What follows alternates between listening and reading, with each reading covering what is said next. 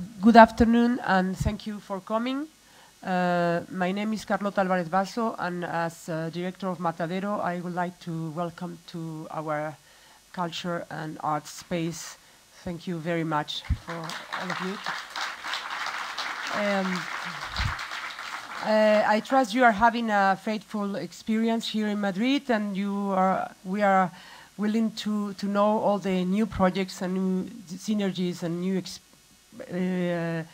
cultural project that will come out from this meeting. I'm sure that's going to be very fruitful. And also, I would like to thank Manuela Villa, Ferran Barenblit, and Manuelo Borja for preparing this very special Congress. They have worked very, very hard. I saw them every week since 3 months ago in the office of Matadero. So congratulations, and thank you for Manuela and to Ferran. And that's it. I leave you with Zoe Gray. Thank you very much, and enjoy. Enjoy Madrid and enjoy Matadero, please.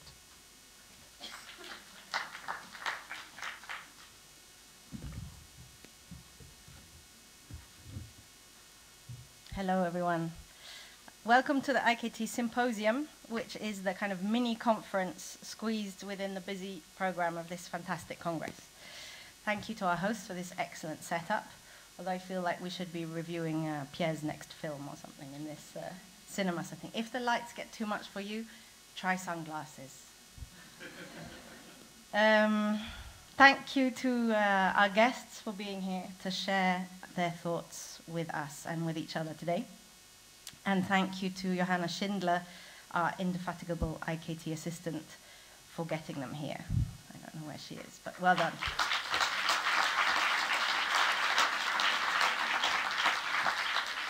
Before I introduce them, I'd like to say a few words about the choice of topic for today's discussion, which is value. Now, my motivation in choosing this topic was both personal and general. And what do I mean by that probably grammatically incorrect sentence? In 2006, when I moved to the Netherlands to take up a post as curator at Witte de Wit, I was amazed and heartened by the support that existed in Holland for contemporary art. All the tales I had heard of this El Dorado appeared to be true. Not only was there generous funding for a range of institutions, from the most experimental to the most established, but there was also support for individual artists to continue their practice. Admittedly, the picture was not quite as rosy as it might have seemed on the first arrival, but business was booming. Contemporary art was part of the blossoming economy and was embraced as an integral part of Dutch culture. 6 years later, as I left Witte de Wit and the Netherlands, I was amazed and disheartened by the change in attitude of the Dutch state and the media and the public towards contemporary art.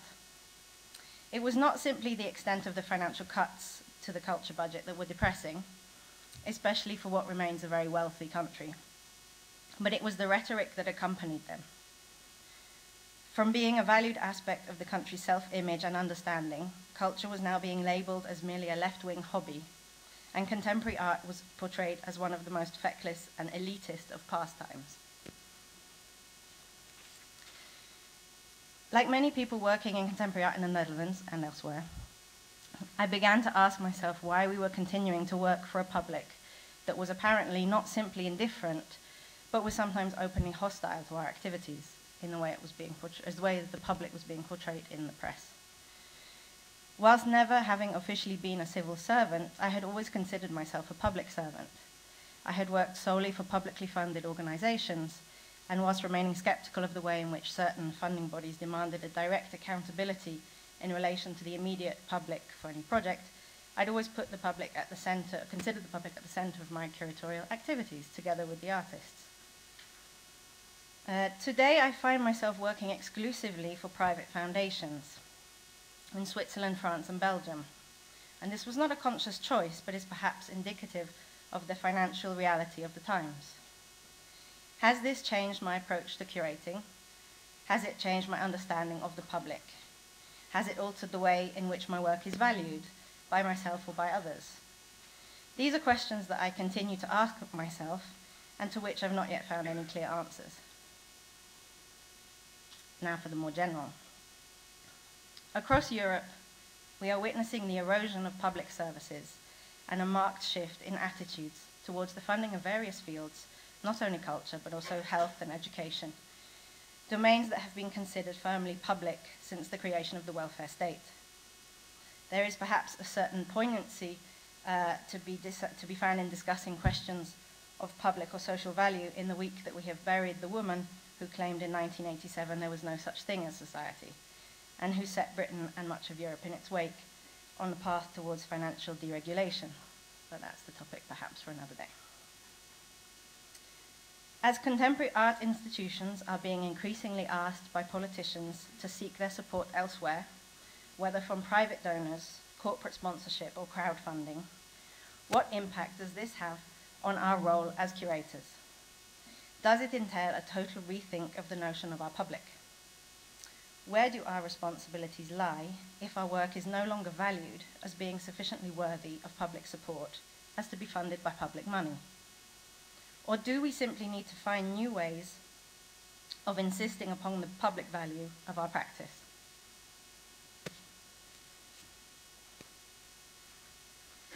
Dr. Eleanor Belfiore of the Centre for Cultural Policy Studies at the University of Warwick in the UK has recently completed a study of the social impact of the arts and humanities. It's a critical reformulation of the claims made about the impacts that the arts can have on the individual and society. She asks, can their value be articulated beyond what is measurable in terms of impact? Together with Dr. Anna Upchurch, she has written a book that is due for release this summer called Humanities in the 21st Century, Beyond Utility and Markets. It explores the boundaries as well as the overlaps between the useful and the valuable. In their introduction, the writers quote moral philosopher Michael Sandel, who suggests that the reach of markets and market-oriented thinking into aspects of life traditionally governed by non-market norms is one of the most significant developments of our times. Sandel cites the corrosive tendency of markets, arguing that putting a price on the good things in life can corrupt them. That's because markets don't only allocate goods, they also express and promote certain attitudes towards the goods being exchanged. As Belfiore and Upchurch note, Sandel's position stresses the value dimension of a reliance on the market to deliver what used to be conceived of as public services. In Sandel's words, economists often assume that markets are inert, that they do not affect the goods they exchange. But this is untrue. Markets leave their mark. Sometimes market values crowd out the non-market values worth caring about. In an earlier book that Belfiore published together with Oliver Bennett, titled The Social Impact of the Arts and Intellectual History from 2008, she wrote, "The arts occupy a particularly fragile position in public policy, on account of the fact that the claims made for them, especially those relating to their transformative powers, are extremely hard to substantiate. These difficulties have been exacerbated by the growing prominence of evidence-based policy making, which was intended to signal the end of ideologically driven politics and to usher in a new era of pragmatism. Policies would be based on whatever worked best, rather than on any predetermined political preference. Evidence would be gathered and rigorously evaluated in order to assess the extent to which policies had been effective in achieving desired outcomes." Now, the focus of their research is primarily the UK, with some reference to the States. But I think, from my experience of working in a couple of European countries, one could apply their research quite successfully elsewhere as well. Producing measurable evidence to substantiate the claims for the transformative power of the arts is, as they point out, problematic. This, they argue, explains the growth of economic and social impact studies, which are usually carried out by groups advocating the importance of art, and who therefore identify an array of impacts that tend to coincide with the priorities of the government in power at the time. And I'm sure that Several of us have been guilty at times of writing project evaluations that show exactly how the exhibition or symposium in question has fulfilled the target criteria of the related funding body. The arts have therefore been seen, continue Bennett and Belfiore, as an expanding sector of the economy, a major export earner, a stimulant to tourism, a catalyst for urban renewal, a business asset for a region, a cost-effective means of employment, able to reduce the prison population and improve health, and agents of social stability and the renewal of civil society. I think we could probably add a few more claims for art to this list. None of these impact studies, however, engage with the real purpose of art. Art may benefit all these aforementioned aspects of society, but even if it did, or did not, even if it was not instrumentally valuable, it would be intrinsically valuable. Utility is not synonymous with valuable, or with value. Art does not have to be useful to be valuable, and nor does curating, or does it? What makes art valuable beyond its market value or its social function? And, by extension, what is the value of what we do as curators? To answer these essential questions, I have invited 5 guests to speak with you today, and I will introduce them in reverse order than the order in which they will speak. The structure of the coming hour and a bit, 2 hours, is that each speaker will talk for approximately 10 minutes, after which we will open up the floor for discussion. However, if you have pressing questions or comments which directly relate to what someone has just said, please wave at me frantically, and I'll try and send the microphone in your direction so that you can ask them when they finish their little short presentation. So to begin at the end, and in the middle, Pocoyo is an artist who founded the Athens Biennale together with Xenia Kalpatsoglou in 2005. For excellent reasons, Xenia is unable to join us today in person, but I hope she's following us online. They named the first Biennale, which took place in 2007, Destroy Athens. The 2009 edition was called Heaven, and IKT went to Athens for our annual congress the following year after the Biennale had gone to heaven. It was resurrected in 2011 for an edition co-curated with Nicolas Bourriot under the title Monodrome, which was constructed around an imagined encounter between Walter Benjamin and Le Petit Prince. In an interview at the time of that show, 2 years ago, the curator stated, "Athens, the capital of a nation that is experiencing what can only be described as profound historical moments, may be at the center of the world's attention. But one should bear in mind that going through a financial crisis does not necessarily mean going through a creative crisis as well." Pocoyo will tell us a little bit about what has been happening in the meantime, how this context has shaped his curatorial practice, and what the immediate future holds for the Biennale. Barnabas Benchkik, who is on the far end of the stage, is someone who is very well placed to give us an insight into the cultural clash of values being played out in the Hungarian cultural scene. Over the course of his career to date, he has taken a leading role in many of the important institutions in Budapest, including Trafo Gallery and Munksának Kunsthalle. In 2006, he became director of ACSAC's Agency for Contemporary Art Exchange, an office supporting cooperation between the local and international art scenes that invites foreign curators to discover Budapest and get to know the rich art scene there.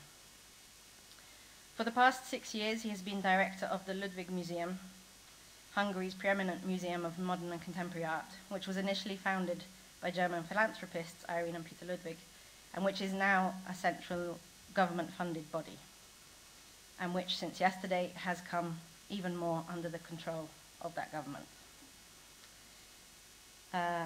Barnabas will tell us the full, if abbreviated, story later, an example of the practical and intellectual struggles faced by a cultural institution, by a critical cultural institution, in a very particular post-Soviet country.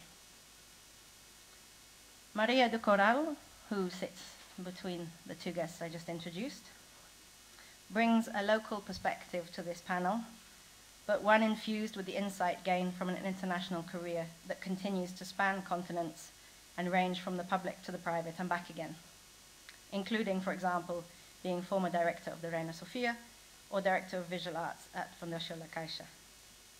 She last spoke at an IKT conference in Lyon in 1996, and we're very happy to have her back some 17 years later.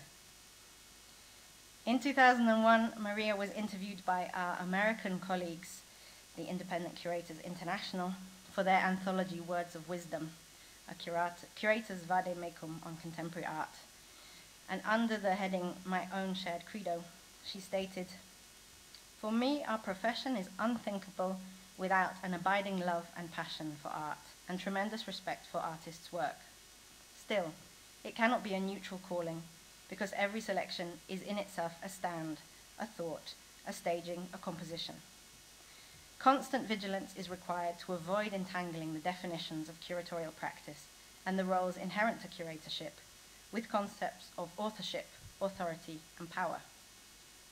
Self-aggrandizement, using artists, meddling with the works, these must all be banished.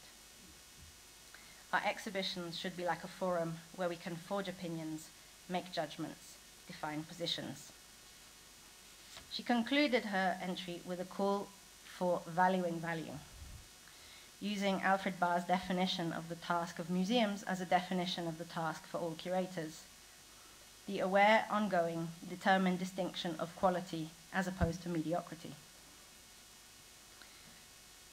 Simon Sheik, who is next to Pierre Bismuth, I'm not good with left and right, is a curator and theorist who since very recently is also senior lecturer in curating and program director at Goldsmiths in London, which means he is responsible for installing solid curatorial values into the next generation of curators, which is no mean feat, while also negotiating an institution that is currently trying to dance to the beat of two very different drums: academic excellence and the open market.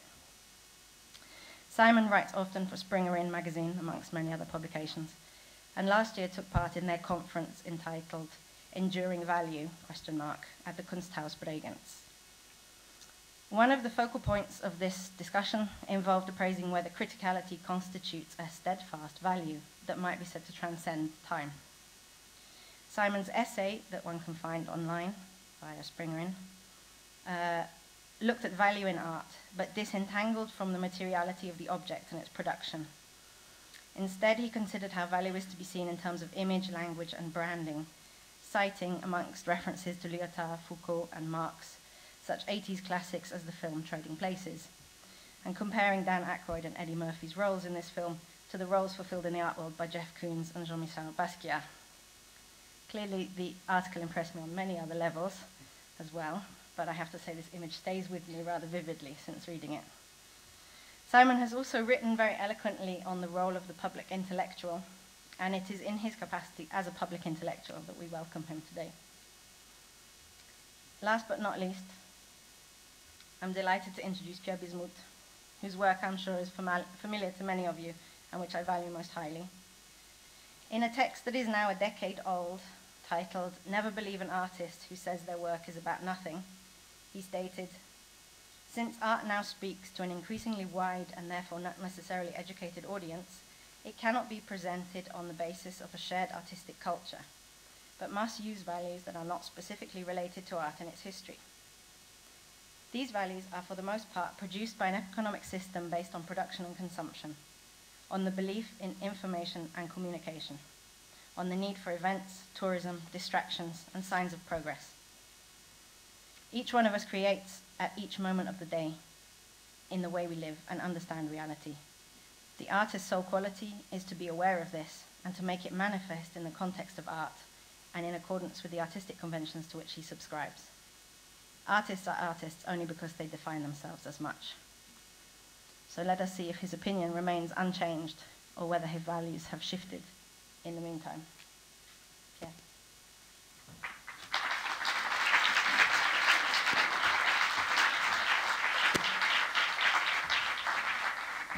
Thank you very much. Thank you again for inviting me here. I must say I'm very flattered to start this series of talk. It's the first time I do it.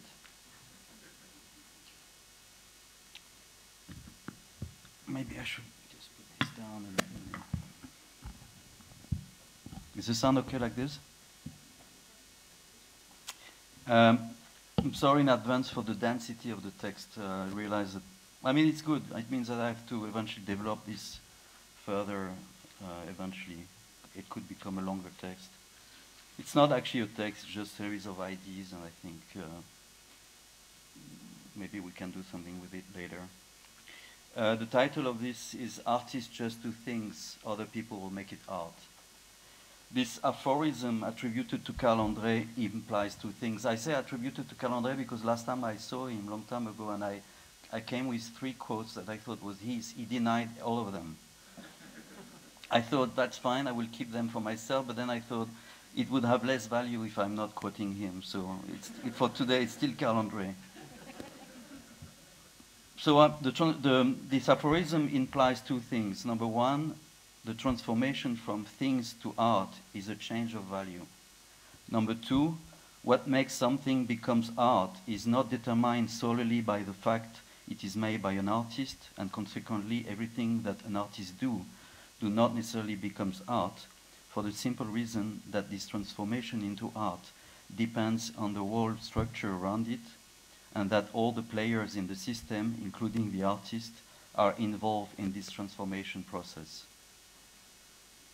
What this aphorism implies also unclearly is that the artist would be somehow naive about the creation of value. This is of course something I would totally disagree with, and the hypothesis I would like to put forward here is that the creation of value is the main subject matter and the main material of art today. That's the subject matter of art is value, and that the art system fundamental task is to create value through forms, and by extension is creating new forms of value. I'm very happy to be invited to talk about value here in this IKT context and not in the context of an art fair symposium, as it is very important to establish first that we are not talking about value just as monetary value, but that value should be rather understood as a general concept that concerns the creation of importancy in a given system.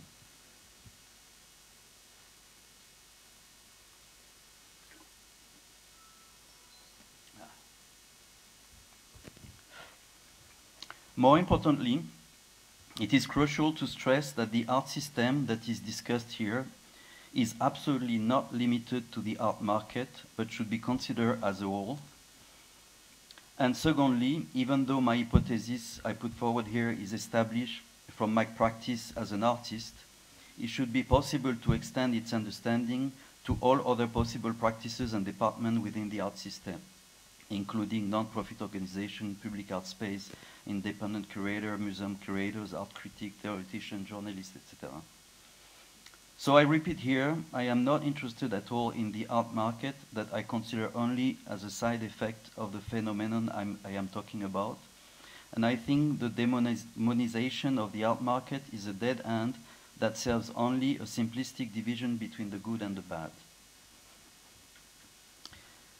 So how is that possible that the artist alone is not enough to transform its production into art, but that the whole system has to participate to its transformation? I would say that from the moment art freed itself from the traditional classic artistic medium of paint and sculpture and the whole scale value that goes with it, namely the know-how, technique, mastery, work, originality, preciousness of the material, and so on. This moment that is basically described as the movement of democratization, from that moment, the classical medium of art has been replaced by the notion of artistic value. It is, of course, a very simplified understanding, since this process has started much before the emancipation from the classical medium. In fact, painting and sculpture has been already through drastic revolution, during which their subject matter has been attacked, thus shaking the foundation and the notion of art, while the classic mediums were still in use. But let's say that from that moment it was established in the most obvious way that the game of art was to always escape its previous definition and try to redefine constantly a new one, and that from that moment art value had to be established through another series of determinations. I am terribly sorry again to simplify in 2 lines a whole period of modern art history, but I just want to stress that from a certain moment in art history, which its culmination point is traditionally identified with the appearance of the ready-made, the idea that anything could become art came into play, and that from that moment the art system had to establish a series of regularization to define artistic value. The very interesting point is that the fact that the system must be regulated goes in contradiction with the movement of democratization, but this regularization is at the same time what can ensure the autonomy of art as a sphere apart. Now I would like to drop, I designed 15 points that I didn't really classify, and so now I would like to drop some ideas and notions in different orders that could eventually provide basis for discussion. 1. This transformation going from things to art is a process of valorization. Number 2. Art seeks to become autonomous from traditional economic value.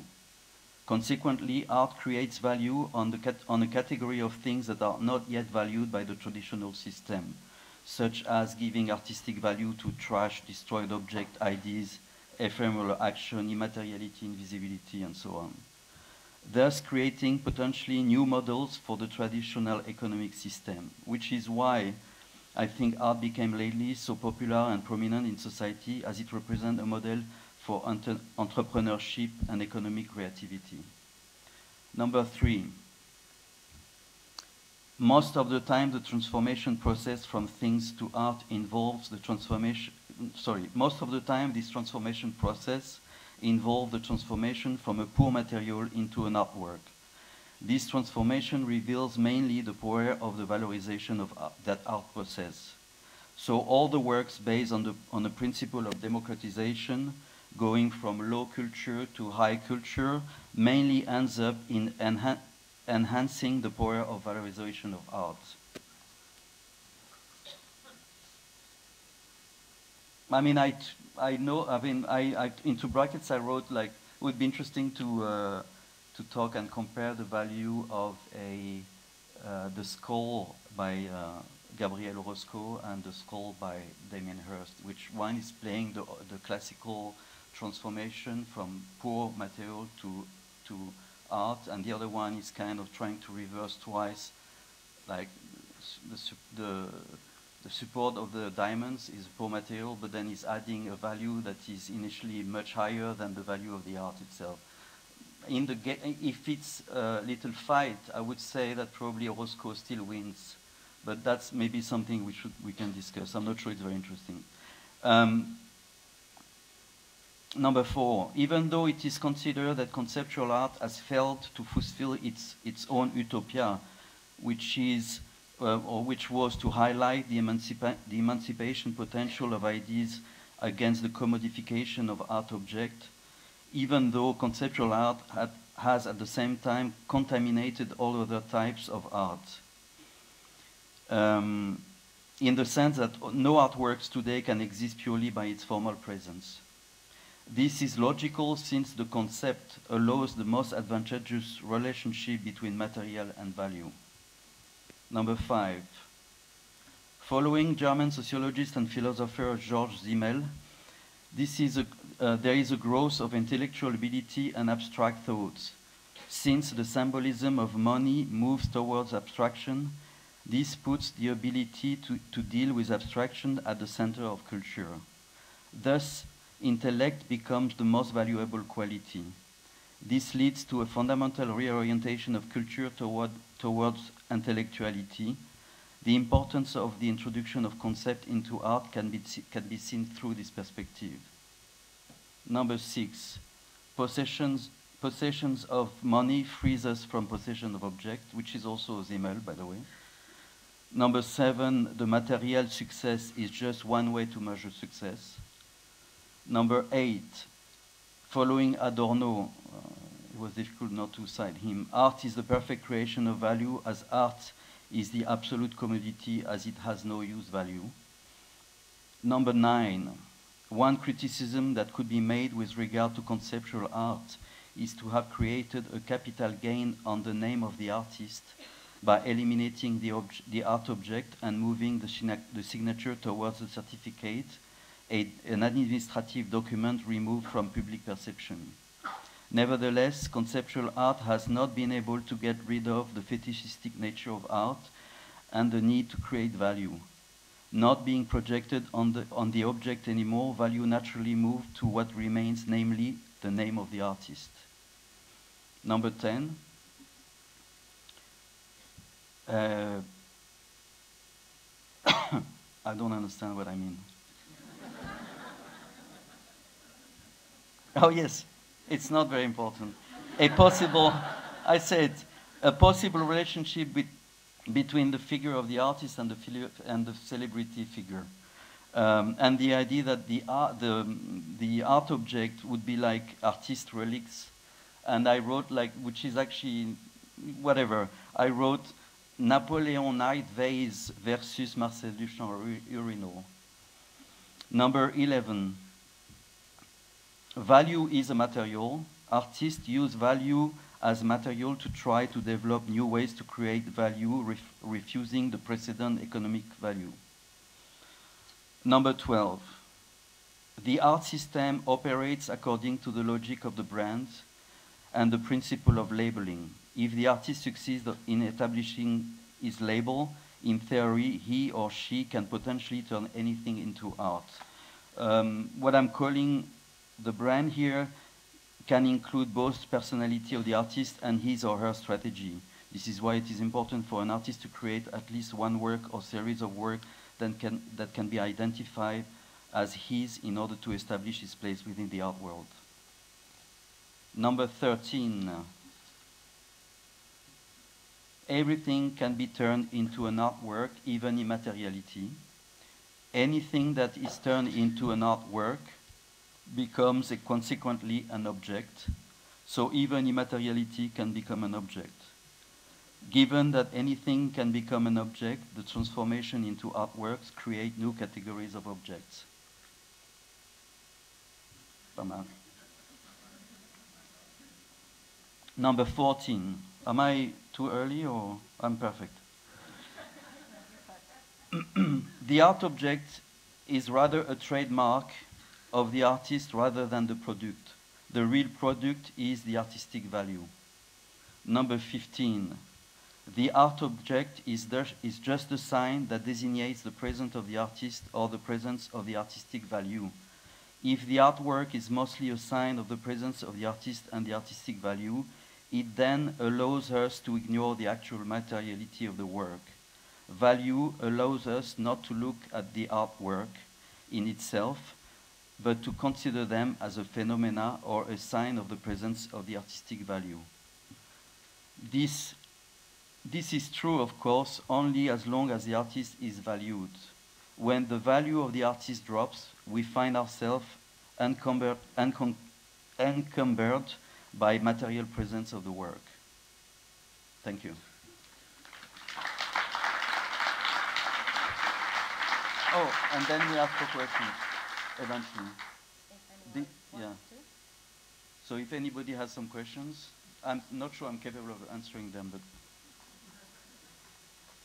was it possible to understand? Was I reading too fast? Okay. Any questions? At the end? Okay.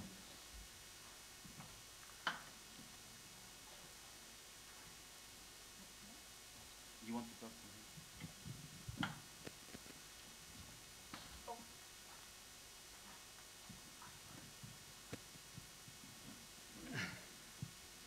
So there's actually some points that I would maybe start out by commenting on from your.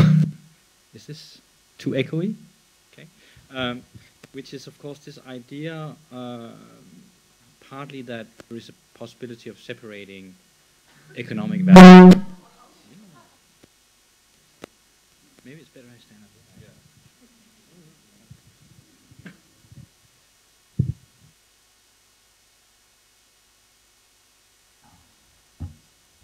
They're both on. Okay, try with this one. So that it's possible to think of other values than economic values as a value system is one idea, and the second is that within the working with art itself, the production of art, one produces this other kind of value, whatever kind of value this is. And of course, as you also mentioned, one of the main view would tend to be, after the so-called institutional critique of art, that value is placed from outside the work of art. But perhaps we can reread Duchamp and his idea of the art coefficient, and the idea of the work being not finished by the artist but by the viewer, so not by curators but by the viewers, whoever they are, this elusive category, and mix up these two ideas of value and try to look at Duchamp as a kind of cultural entrepreneur. So look at the Duchampian gesture as an economic gesture, which basically is a kind of understanding of how contemporary capitalism actually works, which is not criticizable in the classical Marxist terms, which has always been the problems also of defining works of art in Marxist terms, meaning that the pricing of a work of art would correspond to the working hours. Clearly this is not a measurement used for artworks, so it's some other value assessment. I don't know, this is very strange. Strange things happening with this microphone. So instead you can say, of course, with the linguistic aspects of contemporary capital and financialization is perhaps something that you find a forerunner for, particularly in the Duchampian version of art, which is that the value of art is now its circulation, not its production. So this the very idea of circulation is perhaps one of those things we should discuss in terms of the production of value, since this is of course the major problem and the major crisis that we find ourselves in economically at the moment, that then affects all of our work. Now, when Zoe asked me to talk here, we had sort of a discussion, and I thought I would try and bring up 2 points which are related but not in a dialectical way, but which has to do with the notion of truth, and I'll come back to that. That's maybe something a lot of people value. But the reason for this is that in the writings, in the very late writings, the very last writings of Michel Foucault, the last 2 lecture series he did at the Collège de France, he dealt with the notion of parrhesia, which of course have gotten quite a lot of value, quite a lot of traction in the art world in the last 5 years perhaps. And it's mainly taken from the first series of lectures he did on parrhesia, which means literally to tell the truth. So parrhesia, the ancient Greek term, does not mean truth as such, it means telling the truth, truth-telling. And this was what Foucault was very interested about mainly in the beginning, in this very heroic version. So parrhesia means telling the truth with basically at the risk of one's own life. It means, as Edward Said understood it and translated it into both his kind of role as a public intellectual and as an activist, speaking truth to power. So this is something that maybe a lot of people who work in institutions have tried when discussing with economic directors or with board of directors, I don't know.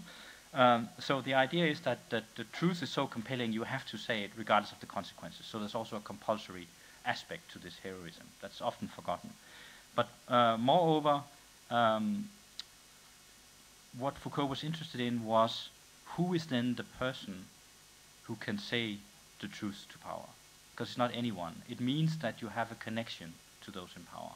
And perhaps this is part of the problem that we're facing, I don't know, that we don't have that connection. To make it more clear, in order to tell the sovereign that he is doing something wrong, you have to be someone the sovereign will listen to. So not anyone. So not a slave in ancient Greece, obviously, can perform parrhesia. It would just be the ramblings of a madman if he says the sovereign is immorally corrupt. So it has to be someone who's close enough, so it implies a certain vicinity to the position of power. That you can say to the person in power, I think you're wrong and you should rectify this. And then power can react in different ways. They can say, yes, that's correct. We will look into that. We will renew our tax laws on the peasantry, or the sovereign can say, how dare you say that to me? Off with the head. So there's all this. So this is unknown from the moment of speaking the truth, but it's something that you have to do. But it also means that you have to be in a certain position to do so. You have to be recognized as someone that has the ear of the sovereign. Now this is the most sort of classical version, but in the last year, so the very last year of Foucault's life, he backtracked a little bit from that notion of parrhesia and started thinking of parrhesia as telling the truth about oneself. What does it mean to live the true life, to live with truth, and always disclose the truth about oneself, about the way one speaks, the way one lives? And he did this partly through rereading of Socrates, but even more so through kind of re-establishment of the cynics, who had throughout basically the history of philosophy gotten a pretty bad rep. And cynicism today means not caring. But his rereading of them, which is highly tendential, of course, is that they took the notion of truth-telling to the most extreme. So it could be socially uncomfortable. It could be aggressive. It could be in any social situation the cynics would say whatever they felt like they had to say because it was the truth. Of course, if someone, in a family situation, a family dinner, keeps telling you the truth about your bodily gestures or what you're saying, it would be extremely uncomfortable. So this uncomfortable aspect was a huge part of the cynicism in its original form, as was a certain way of life, which basically was a derelict life. Basically, they were vagrants, and they did kind of outrageous acts. So one of the cynics was famous for masturbating in public because this was a truthful gesture he felt like, and so he had to do it at every time of the day whenever he felt like it and in front of whoever was around. So there was this scandalous aspect of cynicism. But what the cynics that he claims are the true heirs of Socrates rather than Platon did was to not accept the value system of society. And this is maybe the point that's interesting to discuss. And instead, the notion of critique for Foucault, reading the cynics, is what the cynics called changing the currency. So in any discussion on value, if you ask the philosopher, the cynic, or it could have been Socrates, do you think we should have a Europact? Do you think we should force the Spanish to do austerity measures in order to save the euro and the German economy? Instead of saying yes, but not so harsh, or we all have to chip in, the changing the currency would be to not accept that question, to not accept that production of truth that's implied in the question, in the very situation, right? So changing the currency would also be to not accept then that an cultural institution has to have usefulness according to things stipulated by a particular arts council government. That would be changing the currency, saying it's not. I'm not going to disclose my visitation numbers. That's not the currency to which I want to debate. Right? So this is, of course, highly a difficult thing to do, and therefore I want to maybe end with a kind of polemical question that we can talk about in the debate now, is that perhaps the element of changing the currency, of living truthfully, working in the cultural field, would actually be lying, would be never to tell the truth, never to explain what you're actually doing, but fulfill the language games, but then try to do as much as you can clandestinely. And I was quite inspired by the kind of artistic and political thinking of someone like Luis Kamnitzer, who of course has a very specific geopolitical background from Uruguay and living there under dictatorship, But even later, when he worked in a similar context to which I work in, which was a completely marketized university system in the United States, he, together with colleagues, while he was teaching, they devised a secret system of information to students who were interested in certain types of knowledge, we could say certain types of value. So the course descriptions was as boring as everyone else's and filled the official criteria of what was being taught. But what was actually discussed in the class was something completely different. But the only way the system could work was if it was a secret system. So it involved that the curators, through word of mouth and other channels, spread around to students. If you're actually interested in a certain kind of, in let's say Kamlis's case, Marxist critique or post-colonial critique, you can come to these classes. You sign up for the classes with these 5 tutors and not with the others. So perhaps the notion of lying is an important tool because, and maybe this will be my last point for discussion, perhaps we can say that neoliberalism is not just an economic model that we may disagree with or disagree with, but rather, and I think that starts actually with Thatcher, neoliberalism is actually a contemporary form of critique, but it's a critique of everyone in this room. And it's a critique of everyone going to protest in the streets right now in Spain. It's a critique of every single human being for not being productive enough, for not being machinic enough.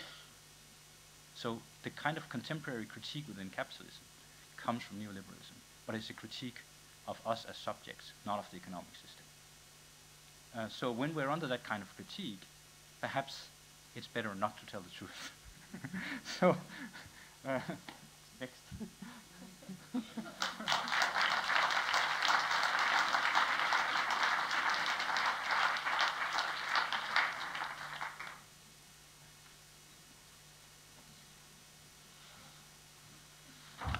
Wow. Yeah. Mind the step, yeah. Well, I got a cold yesterday, and I hope that I can, finish with my reading.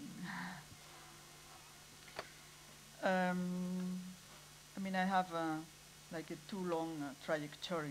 Now it's 42 years that I've been working in the art world. But then, even if I told that I will speak about,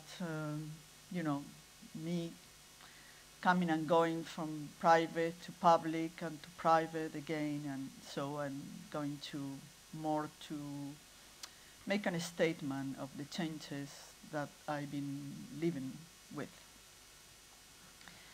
Then since I first began curating 35 years ago, the demand for contemporary art has increased enormously, but the essential elements of the curatorial profession remain generally the same. In fact, the single most important responsibility of a curator is as clear now as it was in the 1970s, to contextualize art according to the artist's own vision, experience, and intent. Some curators can easily delude themselves into thinking that what they have to say about the work of art, the context they put it in, and the audience that they bring to it are equally as important as the object itself. But in my opinion, this simply isn't true. I think that visitors to a museum do not come to hear the voice of a curator, but that of an artist. This profound truth should never be forgotten by the curatorial profession. Yet over the last 15 years, we have been reading in the press and have been constantly asked about the star curators, those who, according to market opinion, rise up of vary an artist simply by choosing them, presenting them in an exhibition or in a book. But I believe that it is important for us not to forget that a curator is a mediator who aims to transmit the energy emanating from art. In many cases, exhibitions are like conversations. They begin with the privileged conversation a curator has with the work in the artist's studio, and it is the curator's job to transmit the studio experience to the viewer. The truth is that curating an exhibition is not an easy task. In many cases, you will not get every loan you request. Your budget is not cover all you need to fulfill your ideal plan. And the gallery will always be too small, the ceilings too low, or the doors in the wrong place. But here is your chance for creative problem solving. Installing a show is both the best and the worst part of the process, as this is where the imagined exhibition and the real objects come together, and the gaps in between the two must be dealt with, using creativity, thrift, and timelines.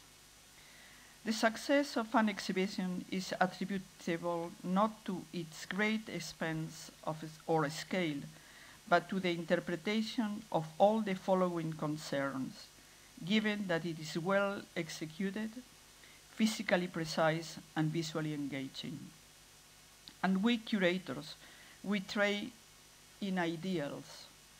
Therefore, it is essential to never lose sight of the fine line we tried in performing the three principal tasks we face: advocating for artists and their art, communicating to an interested public, and dealing with the reality of the institution we work with. When I began curating exhibitions at the end of the 70s, Spain was a country stricken by absolute lack of interest and even fear that the dictator Franco had in relation to culture and all of its defendants. Besides the Ministry of Information and Tourism, as culture was called at that time, there were two institutions, the Juan March Foundation and La Caixa Foundation, which I joined in 1981. The field of work was immense. Everything remained to be done. But what was most important for me was the lack of information we had about contemporary art. Not only the public, but also the critics and the artists. So my major interest, and in some sense my obligation, was to inform through solo exhibitions such as big names like Duchamp, Morandi, Fontana, Beuys, Gorky, and a lot of contemporary at that moment artists, and a great etc. Or a group exhibitions such as Italia Aperta, Art and Stable, The Savage Garden, among others. Budgets were tight, so the organization had to be very precise and rigorous. But the good side was, if you traveled and spoke to the museums, you would get all the loans imaginable. The 80s were exceptional years. The three institutions did interesting and impassionated work, which was greatly valuable for the public and for ourselves. Towards the middle of the 90s, on the one hand, the major museums, like I'm talking about the Museum of Modern Art, the Tate, the Art Institute of Chicago, National Gallery of Washington, the Pompidou, Louvre, Reina Sofia in Madrid, and the Prado, signed an agreement to loan their works and organize the big exhibitions among themselves. On the other hand, this meant that for the middle-sized and small institutions, there was a part of history that was shut off to us. At the same time, we thought, not only the Spanish, but all over the world, we thought and believed we were rich, and over the following 15 or 20 years, more museums were built the world over than in the previous 100 years. So that the later became temples, cathedrals, without most of the time taking into account the contents or the collections. As if each city needed its own temple, the museums became a meeting place, the symbol of a city. For this reason, the architecture of the museum has played and continues to play an extremely important role, given that the fact of having a symbolic building attracts the masses. And in many cases, this importance of the architecture has turned a cultural experience into a consumer spectacle. For Benjamin Bourgeault, the museum crisis comes from then having been transformed from institutions for culture conservation and reception into institutions for cultural production. That is, does the museum simply facilitate the producing of works by artists? Or does this mean that the museum intervenes in the definition of cultural production? Meaning, does the museum intervene and control, regulate, and discriminate visual experience? Has the museum become the most powerful institution for forming society's opinion and its value system is in visual terms?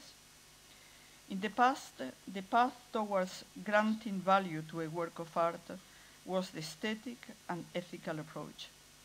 Nowadays, what is increasingly important is the financial value of the work of art. Can we state that the crisis came due to the market interference? Or should we talk about something that is perhaps more important of the increase in the value of use? Given that nowadays, these works are often used as means for satisfying some new needs. As I was saying, museums are losing their autonomy due to political pressures on one hand and financial pressures on the other. But both have the same aims and reap the same results: to popularize culture, which is another way of saying standardizing it and putting it on sale, and making it beneficial for those who invest in it and want immediate results, both in terms of each image and in hard cash. Excuse me.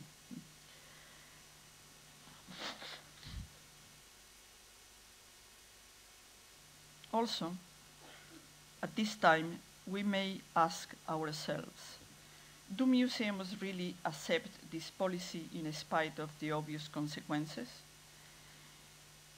It would seem so. The administrators encourage creators to suggest accessible projects, in other words, exhibitions that are not hard to understand, not scientific but popular, profitable and crowd-seeking. When new museums are built, emphasis is not placed on the conservation and display of the works. Instead, it is placed on the ease of human flows, on meeting points and rest areas, on large cloakrooms, and particularly on shops where the public can spend their money and not their intellectual energies. However, this situation is just a sign of a more serious and potential more harmful contamination, ideological contamination. Culture must be popular or it won't exist. Culture, like a sport, must form part of the dominant domain of a spectacle. According to the dictionary, the spectator is a witness to an event, a person who looks at what is happening. This means that the spectacle does not require any initiation or effort, but simply participation. In today's society, most of the visitors pays and consumes. Today, that separation between large and small institutions that I mentioned before is become deeper by the day. The major museums need to rent out their collection, and thus we see the local branches of the Guggenheim, the Pompidou, the Louvre, Bilbao, Metz, Abu Dhabi, and we will see many more in the future.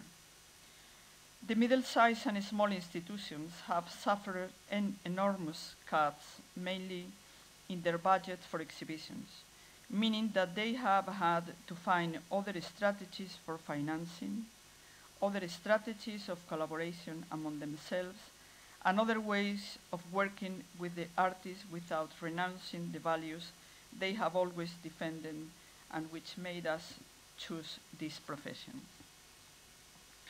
And now, even if you have already listened part of my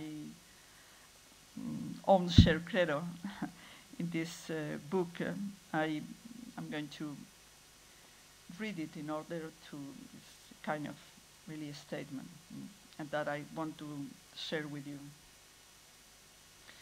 I want this brief test to be listened not as a series of pieces of advice from a veteran curator with great experience, but rather as an attempt to share some ideas and reflections. I cannot conceive of this profession without a great love, passion for art, and enormous respect for artists' work. Although it is not a neutral profession, given that each choice reflects a position, a thought, a staging, a composition, it is necessary to be very alert in order not to confuse the definition of curatorial practice with the roles implicit in it. The concept of authorship, authority, power, it is necessary to avoid seeking the star role, using artists and intervening in the works. Nothing is ever projected in the abstract, in a void. Rather, we work for an institution in a specific time and place. We undisputably suffer the restrictions of the working parameters of the institution, but we can also leave our mark on the image of these institutions through our work. Our exhibitions should be forums where we can form opinions, establish judgments, and take positions. One should not worry about the rejection by certain sectors of the society towards an art that is radically new and current. The presence of the public does not usually legitimize the artistic label, but rather the institutional label. It is necessary to try to think in terms of intensity more than categories, to behave like curators, not as historians. To have the intention to stimulate awareness and sensitivity towards the creative process. To be aware that in today's artwork, there is in many cases a greater concern for the problems around the act of art itself than for its materialization. Never as much as now has the spectator had such a leading role in relation to the works of art. Artistic discourse are neither closed nor finished, and often function as doors to be crossed, not as windows through which one can observe. In order for the art we present to have a meaning, it is necessary to see it as a practice that is at the same time aesthetic and ethical, of making and remaking reality, both in our part and that of the artist or the spectator. I believe that for any curator, the definition that Alfred Barr left us about museums' work is still valid. The conscious, continuous, and determined distinction of quality as opposed to mediocrity.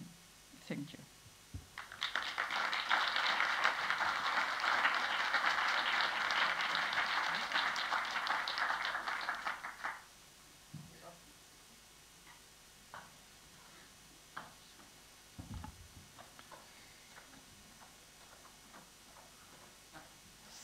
So it's time for a break. Yeah?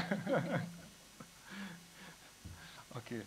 So first of all, I would like to say thank you to Zoe and for the IKT board for inviting me here to talk about this difficult situation in Hungary right now, what we faced, and which has a quite harsh consequence on me personally, as you probably heard about it. And I will try to outline you about this situation, and I plan to show some slides, but unfortunately it was a little bit technically problematic, so I decided to show only this one slide, kind of representing the basic of this situation right now. So with reference to its two-thirds parliamentary majority, Hungary's ruling party Fidesz claims that they are authorized to push through fundamental changes in society. And that's why I think it's really important to visualize the real supermajority of the parliament members right now in the parliament. And to describe the situation, I would like to use some quotes from the hearing, The Trajectory of Democracy, Why Hungary Matters. It was a hearing at the Commission on Security and Cooperation in Europe, US Helsinki Commission, just a month ago in Washington, D.C. József Szájer, he is the member of the Fidesz party and the member of European Parliament, told at this hearing. In the 2010 election, my party won a victory of rare magnitude, obtaining a constitutional majority more than 2/3 of the seats in the National Assembly. The choice of the Hungarian people was a response to a deep economic, social, and political crisis before 2010. So this is the basic argument to make everything in right now in around the social landscape in Hungary. But Mr. Senator Ben Cardin, the member of the Helsinki Committee, mentioned, "We are concerned about the trajectory of democracy. Over the past 2 years, Hungary has instituted sweeping and controversial changes to its constitutional framework, effectively remaking the country's entire legal foundation." And further, this has included the adoption of a new constitution, already amended multiple times, including the adoption of a far-reaching Fourth Amendment just days ago, and hundreds of new laws on everything from elections to the media to religious organizations. More than that, these changes have affected the independence of judiciary, role of the Constitutional Court, the balance of power, and the basic checks and balances that were in place to safeguard democracy. I think these quotes are quite graphic, even if I can't show you more slides about the situation. But if you would like to get more information and deeper understanding about the situation, I would like to suggest you Mr. Krugman's blogs at the New York Times, The Conscience of a Liberal, because there are quite often a guest blogger, a guest post by Kim Lane Chappelle. She's a professor of law, political scientist, and a sociologist from Princeton University. And she has a very deep understanding about the Hungarian constitutional changing, because she spent years in Hungary in the 90s. So I warmly advise you to study if you are interested deeper. So the government has restructured and restuffed Hungarian public institutions in a way that decreased their independence from the political leadership. Almost all spheres of public media, education, higher education, art, and science are for now directly dependent on state control. In the cultural scene, the total change of the elite almost done. The one and only criteria to receive a leading position at a state-run institution become political loyalty toward the ruling party. Professional or artistic qualities are totally neglected. The country is tending to be isolated, closed in a bubble of its own narrative. As Fidesz internal and international communication strategy is concerned, kind of a double speech is implemented. The real agenda and motivations are never revealed, but the party is definitely successful in interpreting unacceptable decisions and necessities. When they are asked about at international forums like the European Parliament in Strasbourg just this week, or at the EU Commission, European Union Commission, they answer with a speech promising changes and corrections, but is followed by the consequent continuation of the strategy which had been criticized. The real goal of all these structural changes is the long-term enhancement and prolongation, kind of setting in a concrete their power while providing the facade of democracy, an operation based on the legitimacy of the 2/3 of the mandates guarantee, as you can see here. So what's the impact of the cultural life and especially the visual arts field? How the endeavor to rearrange and restructure the institutional system of contemporary art fits into these tendencies sketched above. There is no space for the representation of autonomous and independent thoughts within the state-run institutional system anymore.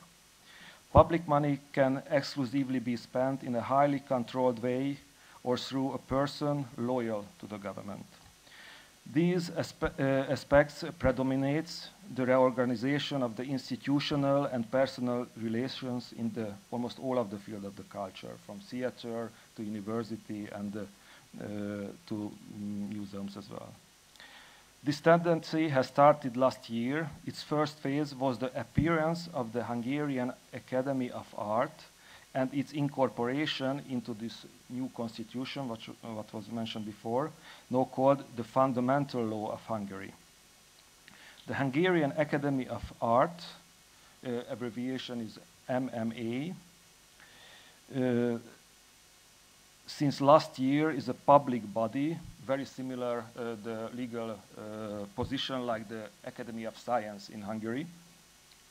But before it started in the early 80s as a small circle of friends gathered together on ideological basis with its nationalistic, anti-modernist, exclusionary, intolerant and mediocratic nature in the fields of arts, aspiring the hegemony on the cultural field. They are right now around 200 members, and each member personally belonged to the political hardcore of the Fidesz party. They are loyal to the government, and this loyalty is mutual. The core of MMA joined the political struggle on the side of Fidesz during the past 2 decades, and now they are rewarded and compensated this way. So the public money allocated to cultural purposes previously distributed by the ministry, as it was after the transformation period from the early 90s. And right now it's being relocated to the competency of this Hungarian Academy of Arts, step by step, like a shadow process. This way, in case Fidesz, if they will lose the general election in the next year, the financial independence of this public body will be secured. This independent body, kind of self-organized artistic organization, it could be acceptable, very similar to the arm's length principle, but in reality, it's operated by highly confidential actors. Its controls is built into the system for a long term. Actually, the members of this public body were selected by the 4 main political actors, like the president, the prime minister, the head of the cultural committee, and the minister of culture. To gain this hegemonic position, the process has started. The members of the Academy are for now part of all important decision-making boards, like the Committee of the Venice Biennial, the board preparing the appointments for the directors of cultural institutions, like in my case yesterday, the board of the National Cultural Fund, and the major state-run institution distributing public support on culture. Public money is being redirected to those controlled channels. Thus, artistic and institutional concepts, not in accordance with the ruling power's vision on culture, will likely lose the possibility to gain public support. So that's the situation right now. And the question for me and for my colleague and for the whole art scene in Hungary, what is to be done? As the field of acts, and right now probably I will be a little bit more personal than necessary. As the field of acts in the public sphere has been dramatically narrowed, we have to figure out what could be a reasonable strategy to keep on those values that progressive culture has represented. There are two options, very familiar for us from the former Soviet bloc countries from the 60s and the 70s. One option to remain within the official, publicly funded system, inside the system, or the other option, just the opposite, stay outside and create your own cultural ambience under the label as counterculture or alternative or independent or and so on. It is just so sad to realize that our past is back again. That past, what I personally never experienced, I was lucky enough, just learned from the stories of the neo-avant-garde generation of the artists. So we can try to keep our positions within the system and work on its erosion to expand the borders from the inside, but in most of the cases, the ruling power gets rid of those who might endanger their authority. Actually, this happened with me. It's very possible that this doesn't work in my case, so I have to try other way, since it's obvious that my values don't correspond with the ruling party's value system, and I'm already expelled from the national institutional system. I'm forced to going underground. I still don't have clear idea what it might mean in this cultural political situation, but I'm aware it will have huge consequences. To act effectively in this position within the cultural field, you need shared platforms among the representatives of various cultural sectors, and requires the clear and transparent communication of the shared values towards the wider public, who often, the wider public unfortunately, often feel excluded from this elitist discourse of the cultural field. The activity will be relocated from the public to the private spaces. The new initiatives will be formed by the basic needs and opportunities outside of the official cultural structure, and hopefully could serve as first basis of new kind of innovative operational method. The financial background is quite risky, of course, for this model, but there are already sustainable economic models in Budapest for low-budget room theaters, for example, printing workshops, and private art schools. Apart from the weak private sponsorship in Hungary, this would definitely need the support of international organizations, funds, and committees. The communication with the international public needs to be intensified. Information should be shared and contextualized so that the international public could also have access to understanding of our current tendencies in Hungary. It's not easy, I know. Examples, suggestions, expressions of solidarity gathered from all over the world might lead to find new partners and to invent and create new strategies. So you are all warmly welcome to Budapest to share our experience with you, and you can share with us, and I hope we can manage somehow this hard situation. Thank you for listening.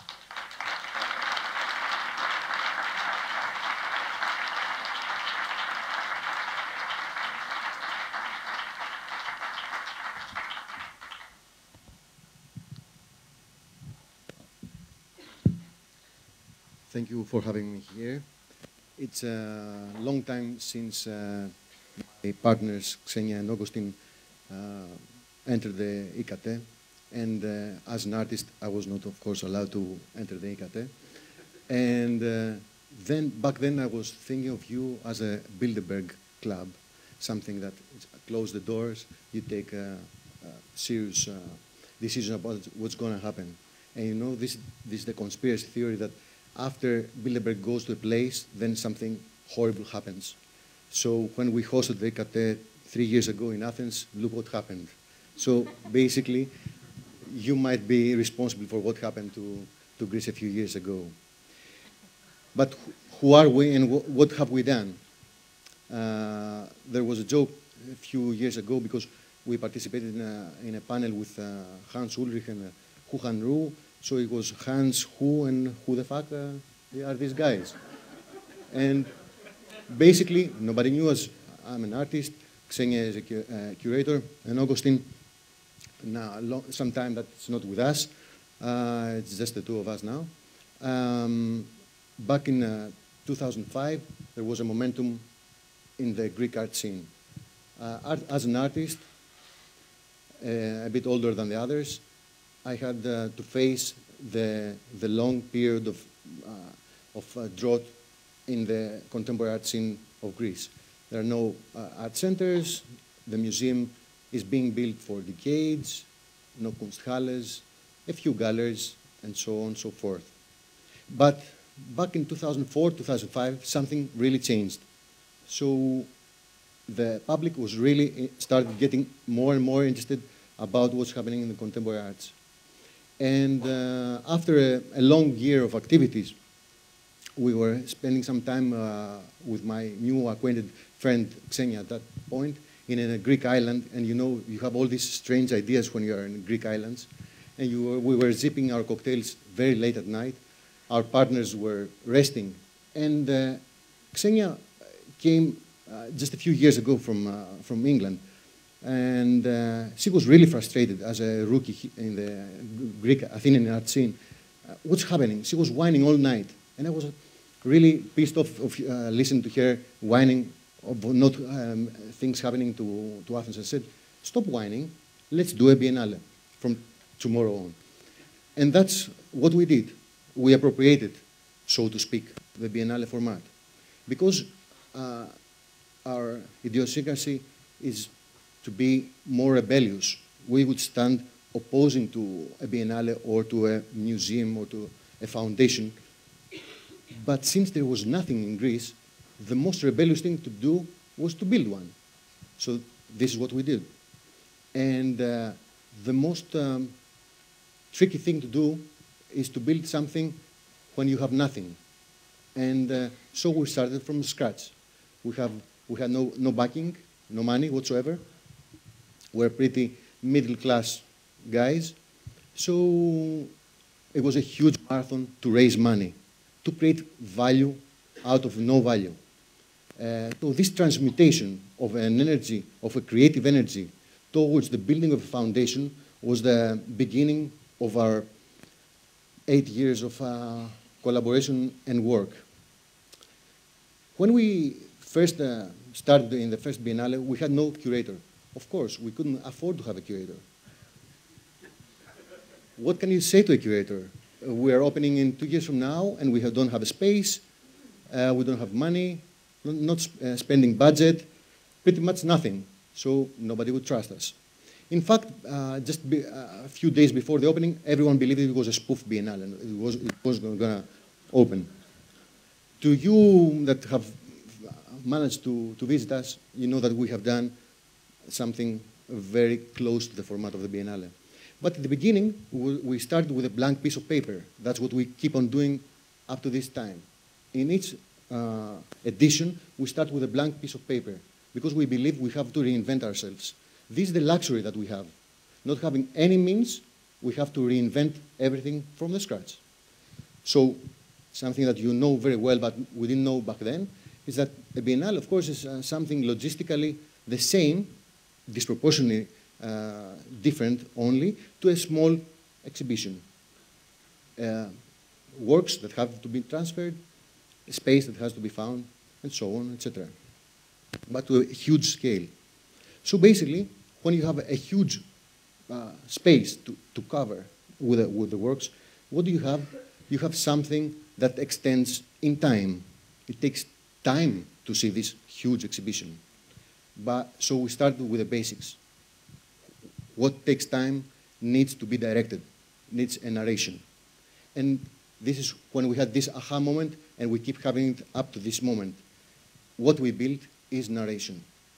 So we started with narrating space and time, but also by using Athens as the background of that narration. Athens and Greece have been spoiled by years and decades of really kitschy imagery about sea, sun, sex, live your myth in Greece, and this and that. So basically, we started in that to question that. That's why we said destroy Athens. And from then on, we keep on working with narration. We haven't been really appreciated within our peers. Enrico at some point gave me one of the most important pieces of advice. He said that when you initiate something, it takes at least 10 years for your peers to appreciate you. I could never imagine that. I was really disappointed for years that we have done all this amount of money to amass millions of euros to do these exhibitions and not be appreciated by the peers. This is a hard way to go when you're working voluntarily for 8 years and for being an artist that you have not been lucky enough to have this support from anyone. So, in a way, Barnabas, we are in a very similar situation like Hungary, but a bit worse, I would say. Because we are not used in Greece even to have the foundations. That if we had the foundations, going underground would be a natural proceeding for us. But we didn't have. We're like, people say, they call me from papers from all over the world, they say, how do you manage to survive? The art people of Greece, how do you manage to survive? I say, we're like cockroaches. We will survive the nuclear disaster because we're used to live with no means at all, no means whatsoever. So we are used to live only with narrative. And narrative is our value. So moving to the last edition, and this is I reach out to you. We work with Charles Hesse and a group of curators for some time, until the time that we understood, parentheses, the next edition is going to open this September. I mean, in less than half a year from now. We understood that the Biennale format, working for 2 years, something that we thought it was essential in order to have this distance from the things and contemplate and be really reflective about the situation, is not credible anymore. The story has accelerated to the point that we're falling short of it. When we envisioned Destroy Athens, a year from then, the massive clashes of Athens started. People came to us and said, oh, you sensed that omen, that something horrible was coming. Yes, it was our duty as artists and creators to sense that the barometer was really high in Athens. But since then, we are falling short more and more. History is accelerating to that point that we are irrelevant. In the last edition, which we did with no means at all, monotone, it was a lamentation about the losses that we had, the collective losses. And that was the most, how can I say, up-to-date thing that we could do. Nowadays, when we started the 4th Biennale, we had studied that we're falling really short of the means to analyze and respond to real time with what's going on. I know that being synchronized is a commodity nowadays, and in our work we don't really use it because we prefer to be reflective. But maybe by sacrificing something very precious for us, our security, our individual authorship, and pushing it along to new boundaries, you can read here collective works, maybe we can be synchronized again. So we opened up, we have 3 working group meetings, 3 work groups working simultaneously of 10 to 15 people, and we're going to spread it out in the next weeks, because we understood that the Greek society, the political, the financial situation, even in the 6 months, has changed so drastically that whatever we may have envisioned a year before would have been totally non-credible. So we're trying to accelerate to that point. We don't know. It's a huge experiment. The only luxury that we have is by running this organization. It was the first time, that's another hubris of the Athens Biennale team, that we got funding this year, EU funding, interesting, and which of course is like a curse, because running European funding under this situation is really devastating. I mean, the bureaucracy needed is something unimaginable. But we're trying to open up, meaning that we really would like your participation with ideas, being part of the groups, sharing with us your ideas. Athens is not a geographical place. I believe it's within you, within everyone. We understand that we're a laboratory of what's going to happen to other places as well. Therefore, we believe that this is a global thing that we have to deal collectively. And I have to share with you that it was very difficult with all my peers, the creators, theorists, creators, and artists that are part of the groups, to share with other people who come from other disciplines and work collectively. This is something that we haven't really learned to do as creators. We cherish our individual authorship, but this is a task that we have to do. We totally lost our comfort, and by losing our comfort, we ask you to help us in that cause. Thank you.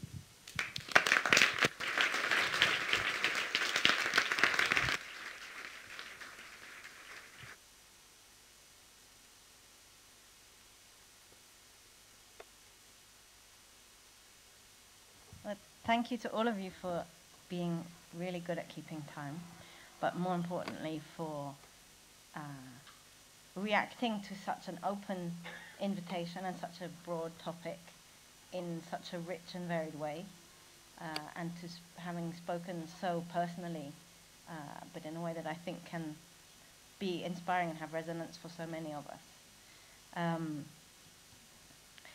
I've kind of set myself an impossible task by inviting you five to speak about this thing, because it's now difficult to weave any conclusions from out of it, and I think in any case within the space of a short symposium we're not going to solve the question of value. But I think that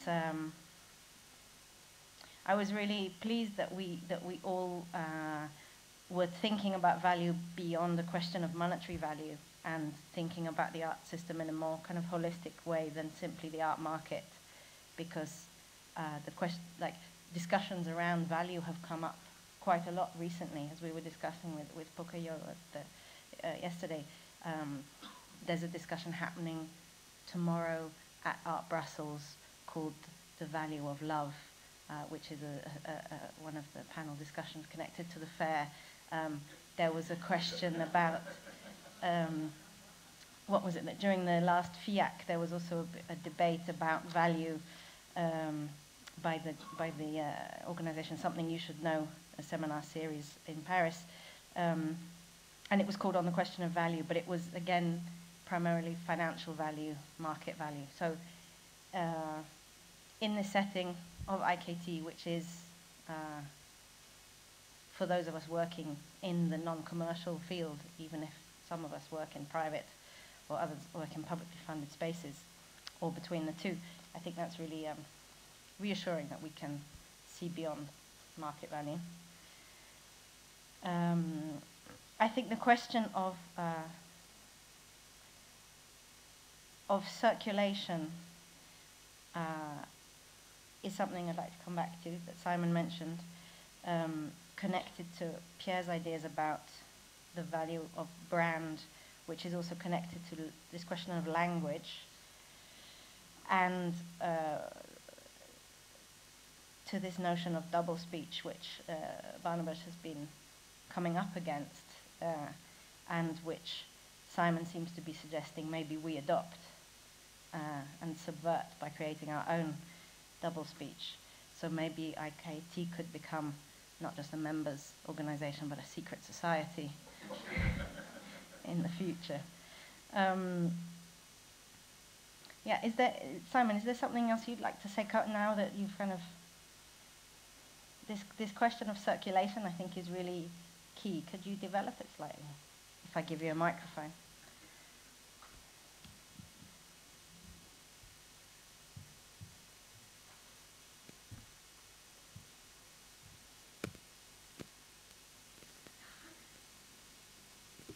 Okay. Well, it's. I think it has to do with the way in which curators actually work as evaluators. So I've been discussing with various people in the last few years. You know, elsewhere I've suggested, you know, that one should really think of curating as a kind of policing of aesthetics, and some people have said that one should maybe look at it as a kind of accounting. Which has more to do with the current economic situation, but certainly in a way that what the curator does, and you know, my fellow Danish countrymen, the artist Søren Andreasen and Lars Bang-Larsen, has famously written on this about the curator as the middleman, based on the economic theories of Brodel. I don't necessarily agree with everything in their theory, but of course there you see again this notion that economic production that curating is involved in is exactly this setting into circulation. But it's not just setting artists, let's say, into circulation where they can then, by being consecrated by a certain institution or a certain curator or a certain gallery, can gain market value. It's also a circulation of certain discourses that then have their own market, let's say. So, and this of course mirrors exactly what a financial capital does. This is the model for financialization, is circulation of linguistic goods that then can perhaps be transformed into economic values, but even at the moment when they, in terms of speculation, that you will even make money when certain stocks are going down, so you speculate against losses also. And this is of course something that we don't really have in our work, I think, that we speculate against losses. So in a sense, you know, the financialization is much more advanced in its, let's say, discourse, and even perhaps in its understanding of Deleuze, you know, than any art theorist. So that's why I'm not the only one. A lot of people are looking into this notion of circulation as being the key way to understand it. And I mean, as a metaphor, it's obvious for biennial culture. You know, that's part of what biennial culture does. Even though all biennials, and there is doublespeak perhaps again, will argue that what they do is to implement value in the local. But to a large extent, it's as much, I would say, about the circulation of certain discourses and certain names. And one of the main, let's say, you know, instruments of circulation is biennials, and another one is something like efflux.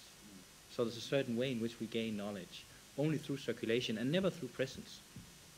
For a lot of us anyway, never through presence with the works and whatever they're supposed to produce of value or not value, or even of presence with that city or that exhibition. But nonetheless, the discourse and value of it circulates sometimes extremely fast.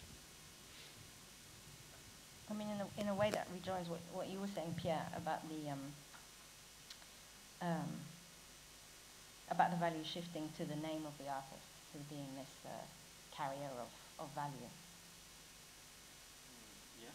No, I'm actually I forgot to mention this notion of circulation. I think it's very important. But it's also what I say, that the work is nearly, in the end, you realize that the work is nearly not important anymore. And that's what I was trying to say at the end of the paper, is that everybody had this experience of, like, when value has dropped, you end up by looking at some works in a show and you're like, why am I have to go through all that matter and images and sculptures? And so, yeah, no, I totally agree. I don't know what I can say about that. I'm not sure if it's in some ways it's kind of contradicting Maria's approach of looking at, like, art. The one values art once one considers it as a practice, as opposed to a sequence of individual objects or works or and that's where, for you, the value lies, whether someone's, whether an artist is on the up or not, you know. Okay. I mean, if we are working in visual arts, then you really need the works of art.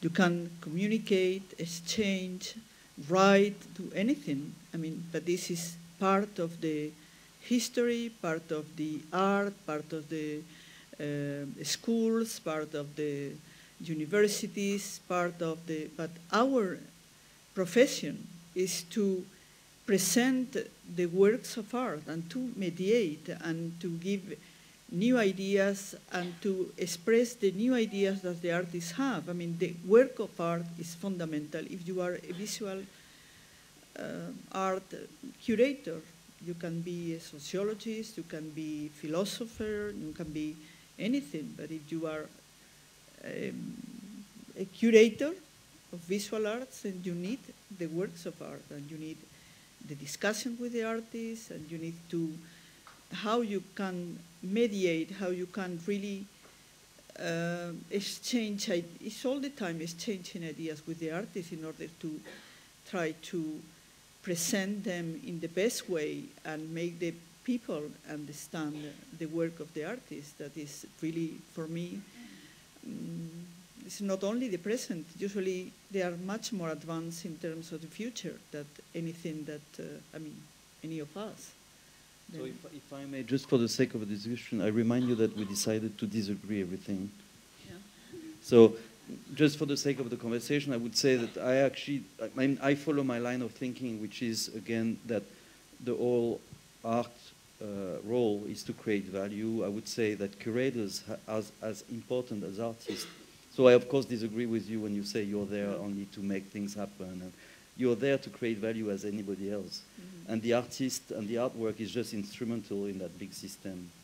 So that's a little bit my line of thinking. I don't know if you want to add anything to that. Which also for that reason, circulation, I think, is one of the most important elements of this creation of value. And the value is actually totally constructed on the speed of circulation. It's the most important thing. I mean, the question of speed of circulation, speed of not of reaction, but speed of reflection was also something that came out of what you were saying at the end, Fuka. How to create, but I guess my question is how to work in that kind of, how to work in that way without entering the logic of this kind of endless communication or non-stop circulation.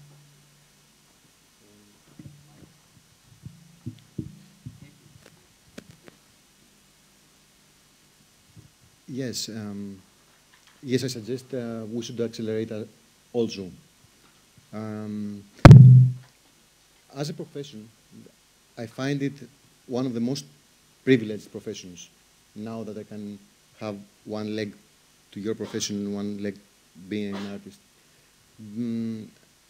It's probably one of the best professions of not to make money. Being an artist, of course, but it's much worse, much more difficult. And of course, it is demanding in a way, too. There are people, some of your star curators that really don't make much of a sleep each night to catch up with everything. I don't suggest this, of course, to everyone.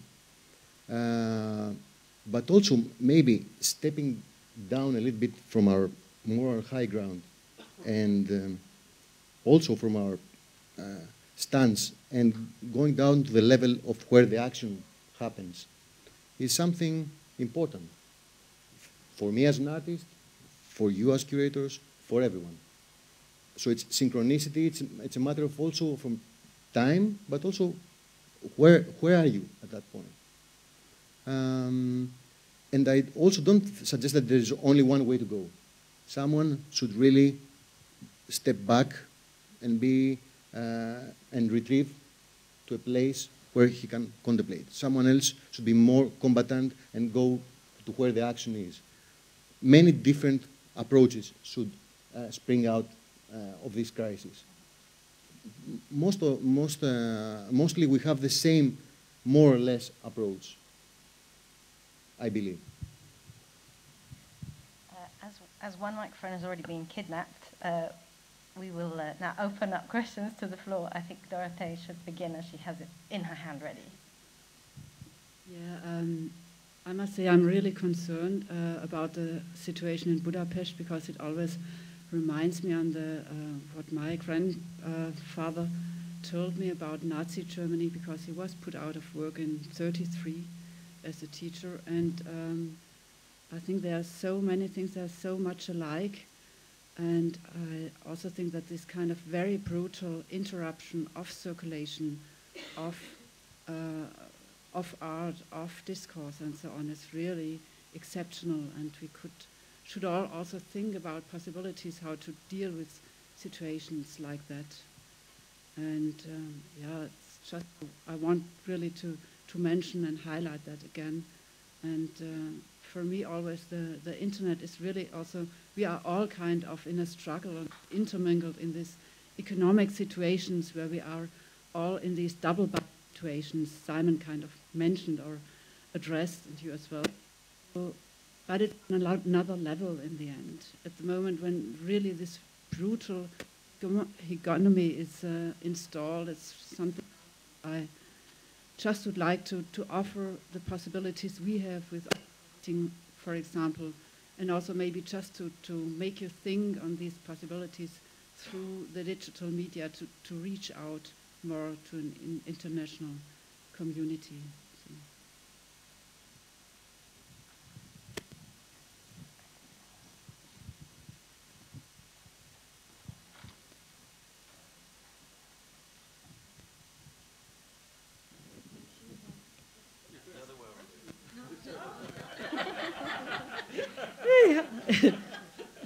It's a bit warm here. Sorry, my name is Miriam Weston from the Netherlands Museum of Modern Art.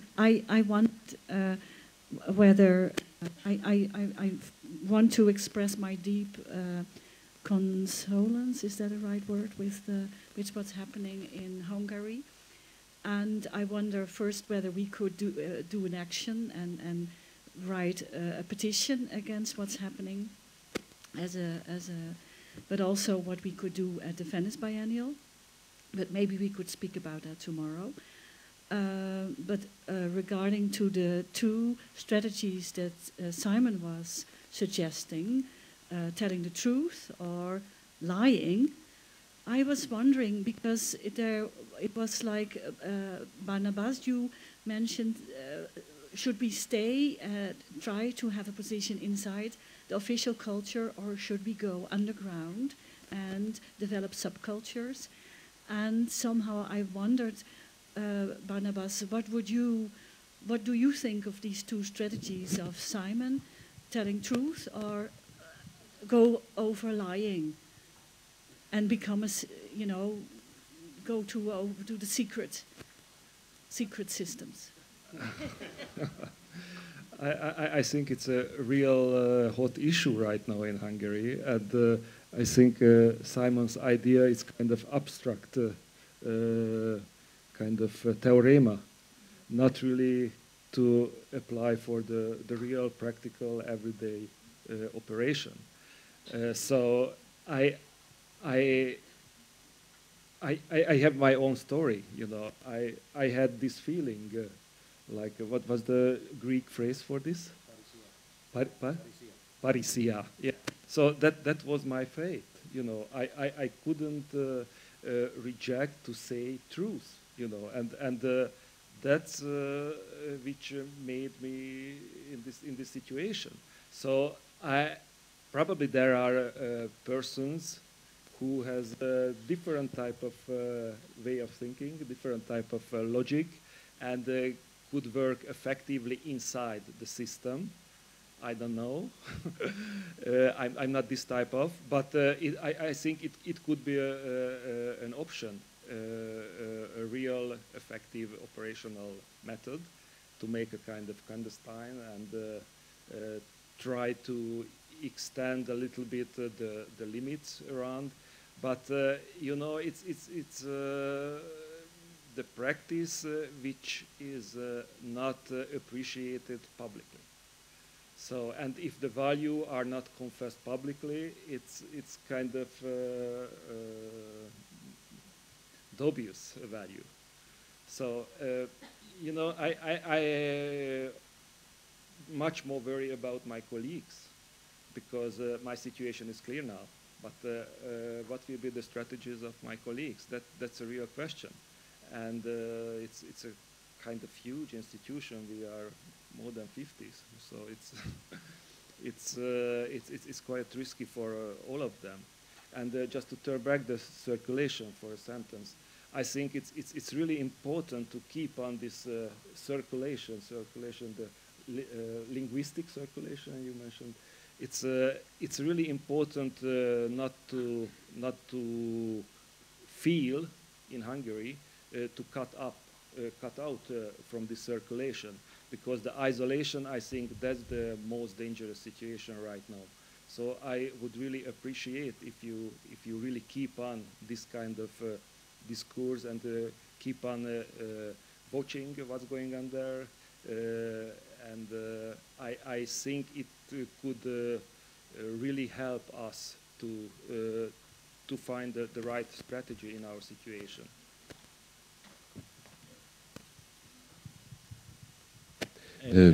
I think what's important that you highlighted is, of course, that this idea of telling the truth or of lying is not necessarily a choice. So going underground is not necessarily something one does of choice.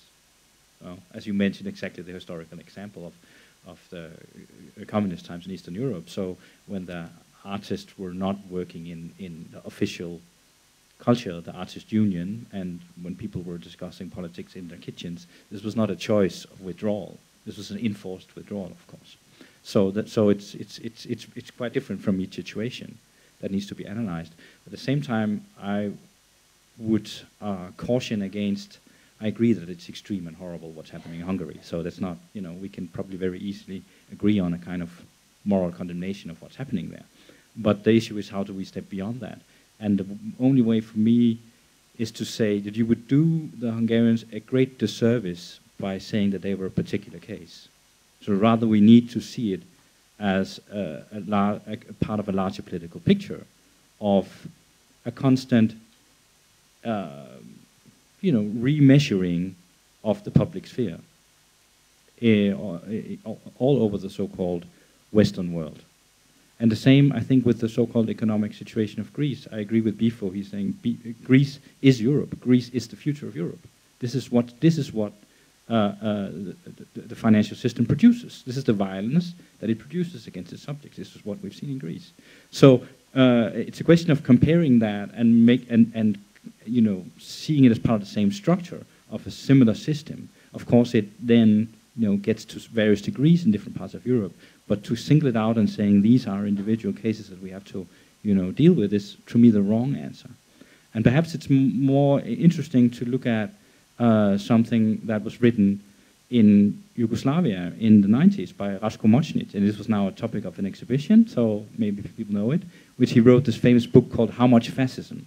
So it was during the Civil War in Yugoslavia. He said, no, the question is not how much democracy do we allow, the question is how much fascism can we live with? This is the contemporary question. And I think that can become the analytical tool of a graduation of different situations we're in, because we are also in a country that has strong residues of fascism in its public system, right now. So that's maybe the kind of issues, rather than saying this is somehow higher on the Richter scale what's happening in Hungary, and therefore we have to make special kind of protests, cultural boycotts or not, or supports and all these, but rather to say they are part of Europe, even if a lot of people in Western Europe don't like it. They are a European problem. They're a European question. And it's not a question about Hungary. It's a question of what measurements can democratic elected governments implement in order to protect themselves. Because this is called security discourses somewhere in other countries.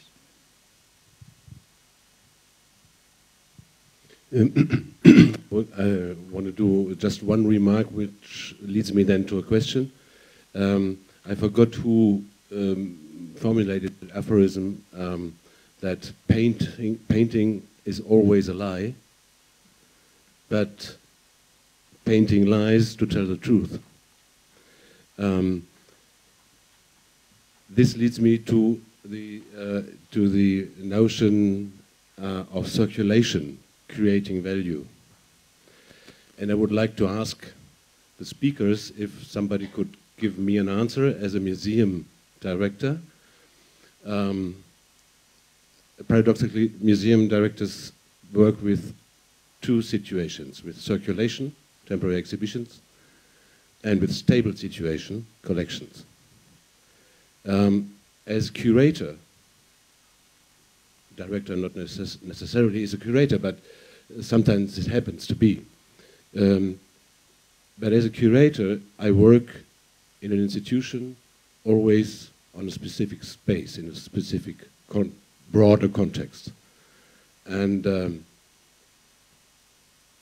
what would you say if you think about value in facing this situation? I have my own meaning, but I wouldn't tell you now. Maybe you have an idea on that. In which situation? What? Facing which situation? The situation that you are working as a curator in a given situation for a long term.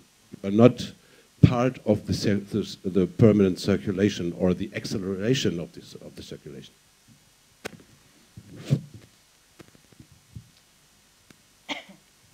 I hold a master's in digital arts and digital cinema. And I also do videos since 20 years or so. But I'm mostly into other mediums. At some point, I started getting concerned about not concerned, worried mostly this existential angst a painter or a performance artist is having when it sees that the trend is going towards something else. And 10 years or so ago, I was really worried about why is everyone turning into video as the main tool. And I couldn't understand it. I said, okay, we're in an era of the moving image, so it comes natural. This was, I thought I had resolved this question up until the time I produced the first Biennale. And I understood that shipping a DVD costs $10. Therefore, yes, this creates values. As a museum, we have the so-called Museum of Contemporary Art in Greece. The majority of the works are video pieces. I don't know whether they download it from or whatever, but no, probably they bought it. But nevertheless, the logistics of circulating art, not the ideas or whatever, are very crucial to the main aesthetics. Why do we have so many Turkish artists that are doing amazing videos? Because we can ship amazing videos from Turkey easily, everywhere. It's not the same as having one single painting from the States to Athens. It costs a fortune. So there are so many practicalities. Probably you face them all the time in your work. Maybe we don't go out and discuss them openly. But I think that there are fundamental problems within our work. It's funny because the economical thing you described for a while was not true at all. I remember the time equipment was much more expensive than... I think it's probably true for Biennale, but I think as soon as you work in a museum or in a private gallery, because those material has to be changed every 6 months, I think in the end, I don't think it's true anymore. And I think probably you have this problem. Artist always wants the best equipment, and it's expensive and all that. So I don't know. My idea, because I had the same journey as I was also doing video, even though I never liked video. But I was like, why do people seems to like video and more? And I think it's because my understanding was that it's because it forced people to watch at something for a certain duration. And I think this position to put the public in front of something for a certain amount of time was what was satisfying. But probably. But was satisfying who? Was satisfying the curators or satisfying Oh, the both public? probably, you artists and curators. Maria, would you like to add something? I don't know if I understood well your question or your proposal. I think that you feel that you have two hats. One hat is the curator, you as the director of the museum, but you are the curator as well. And as curator, you have, in a way, more freedom to show your values or through the exhibitions and the values of the artists through the exhibitions. And as the director of a collection that you have heritage, that means that you arrived there and there was already a collection that was not your collection and doesn't correspond to you and doesn't represent you. And how to express your values through that collection. Well, this is always a problem for when you arrive to an institution. The thing is, if you have the possibility of remain like 4 or 5 years, then you can, with those pieces, with those works, adding what you really, your real value, you can transform this collection and say a lot of things, you want to say through that collection. Always you can use it in a different way, give it a different meaning, and present it in a different way and in a different context. And that's changed completely. And I think it's an interesting task, that you can't really confront every time that you go to a place and you arrive and the 16 things, and you have to really give a sense according to your values. And you can exchange. I think it's great to exchange and circulate values and to talk to, or your colleagues, and keep you all the time with your mind and with your experience, in working. But really, I think we can do a lot when we arrive to an institution, even if you don't agree with what you find. Then there is always, you can do something. This is you have to use your imagination, your willingness, everything, but I think it's possible.